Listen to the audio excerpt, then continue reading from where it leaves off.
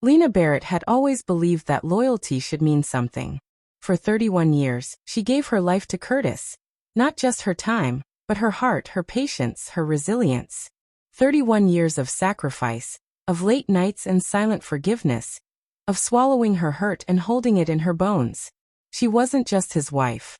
She was his anchor, his business partner, his storm shelter.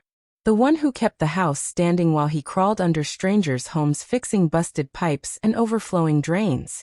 Lena was there when Curtis bought that rusted-out van that coughed smoke every few miles. Together they scrubbed it clean and stenciled the name, Barrett Plumbing and Drainage. From a truck that barely ran, they built a six-figure business in Baton Rouge. Curtis answered the calls and handled the labor. Lena did everything else: bookkeeping, scheduling, payroll, logo design, and answering phones with a baby balanced on her hip. When money got tight, she skipped meals so their kids could eat. When Curtis's father passed, she buried her own grief to arrange the funeral, pay the mortgage, and hold his hand beside the casket. She never asked for much, just love, respect, and the quiet reassurance that all she gave would one day be returned. But people change. Curtis changed. At first, it was barely noticeable. Fewer laughs, more long sighs. His gaze started drifting like he was watching something far away. His voice, once warm and teasing, grew flat, mechanical. He began saying her name like it was a chore, something he had to remember to do. Then one night, while Lena reminded him for the third time about his overdue cardiology appointment, he turned to her with dead eyes and said, "You've outlived your use, Lena." No anger, no sorrow. Just a sentence dropped like a dish on cold tile. She stood there, stunned, still holding his favorite coffee mug, the one that read "Number 1 Boss." Her hands shook, but she didn't scream, didn't cry, just looked at the man who once vowed to grow old with her, and wondered whether she should collapse where she stood or simply walk out into the dark. She waited, told herself he was tired, or maybe it was the grief speaking. Maybe he'd come back to himself. But he didn't. The house grew colder. Then 3 weeks later, she returned from grocery shopping to find a woman, young, maybe 22, with acrylic nails and a dress so tight it clung like paint, lounging on her couch. "This is Tasha," Curtis said without glancing up from his phone. "She's moving in." Lena's breath caught. Moving in. You'll need to make arrangements.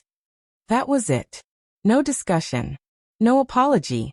Their daughter, Kendra, who was visiting with her toddler, stormed in from the kitchen. "Daddy, are you serious right now?" Curtis didn't flinch. "It's time for something new," he said, and walked away like he was changing the channel, not ending a marriage, not burning down a family. That night, Lena packed a small suitcase. She didn't take everything, just the essentials. She sat for hours on the edge of the bed they'd shared for 3 decades, staring at the wall until dawn. Then quietly, without a sound, she left. Kendra took her in, even though her one-bedroom apartment barely had room for herself, her baby, and now her mother. Lena did her best not to impose.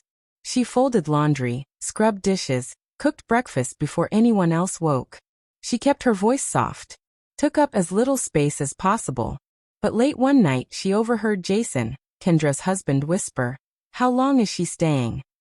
Lena, standing in the hallway folding a baby onesie, froze. Her hands trembled. She had gone from the queen of her home to a shadow in her daughter's spare hallway.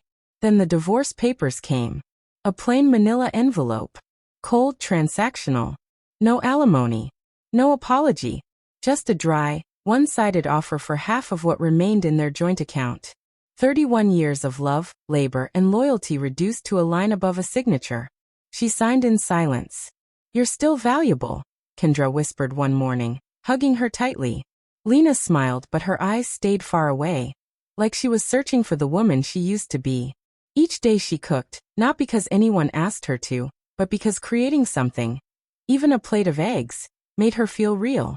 Each night, she muffled her sobs into a pillow, careful not to wake the baby. And then the final insult arrived in the form of a Facebook headline. Local business owner marries beauty influencer in intimate summer ceremony. There he was, Curtis, grinning in a white linen suit beside a glitter-drenched Tasha, looking 10 years younger and 20 pounds lighter. Friends tagged Lena in the post with pitying comments. "Stay strong, sis." She blocked them all.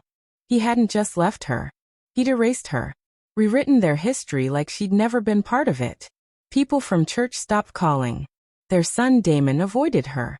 "I don't want to pick sides," he said, but silence is a side. That Christmas, Lena sat alone, watching a Charlie Brown Christmas while Kendra visited Jason's parents.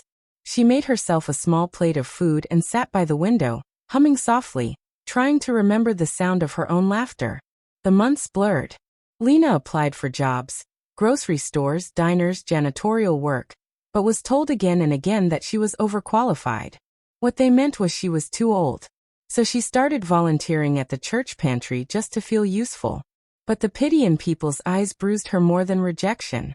Then one chilly morning, walking to clear her thoughts, she passed a sagging, abandoned house. The porch leaned. Windows were boarded up. Weeds curled around the fence. But Lena saw possibility. She used to draw home designs in the margins of her recipe books. Curtis had laughed at her. "You're not cut out for that kind of thing," he'd said. But she had survived childbirth, betrayal, and the slow death of a marriage. She was cut out for it. That night, she dug through old bins until she found her journals. Faded sketches still bright with hope. She started researching loans, grants, first-time buyer programs. 3 months later, she took a leap. She put her late mother's house in Shreveport up as collateral. A house she'd clung to out of sentiment, and bought that abandoned property. She hired 2 retired handymen from church. They moved slowly but reliably. Lena taught herself how to tile floors through YouTube tutorials. Painted cabinets while gospel music filled the rooms. She didn't post her progress online. Didn't tell more than she had to. She simply worked. And with each stroke of a paintbrush, she began to heal. By the time Damon called, word had already reached him. "You flipping houses now?" he asked, half joking. "I'm restoring them," she said. "Making something out of nothing. Like I've always done." His silence hurt, but not because she needed approval. It was the way his voice sounded like Curtis, clipped, dismissive, like she was naive. The first flip sold quickly. With the profits, she paid off debts and reinvested into 2 more properties. Quietly, humbly. Only Kendra knew. Lena made her promise to keep it secret. "Let them wonder," she said. "I'm not building for applause. I'm building for peace." Meanwhile, Curtis's life unraveled. Tasha drained his accounts and ran off, rumor had it, with a man selling knockoff sneakers. His business fell apart. He started pawning equipment. Friends stopped answering his calls. When Damon told Lena, she only nodded. "That's sad," she said. Nothing more. By the time her second renovation was finished, Lena was financially stable. Her rental properties paid the bills. She started mentoring women just released from prison. Women like her, discarded and underestimated. "No one handed me peace," she told them.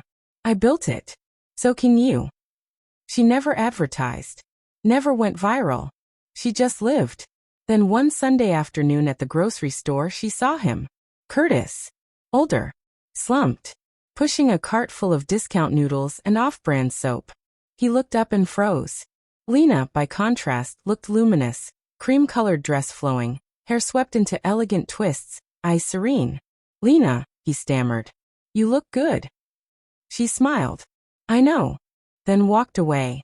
Back home, the air smelled of lemon oil and honey. She reviewed contractor bids at the kitchen table. Kendra hummed in the next room. Her granddaughter scribbled with crayons on the porch. This was the life Lena built. Not from revenge, but from resolve. At a summer cookout, Damon finally pulled her aside, teary-eyed and repentant. She handed him a plate of ribs and said softly, "You were young. Just make sure your wife always knows she matters." That was enough. Lena Barrett never needed revenge. She had something better, freedom. She hadn't just survived the storm. She had built something that bloomed in its wake, quiet, steady, golden. A life where being discarded wasn't the end. It was the beginning.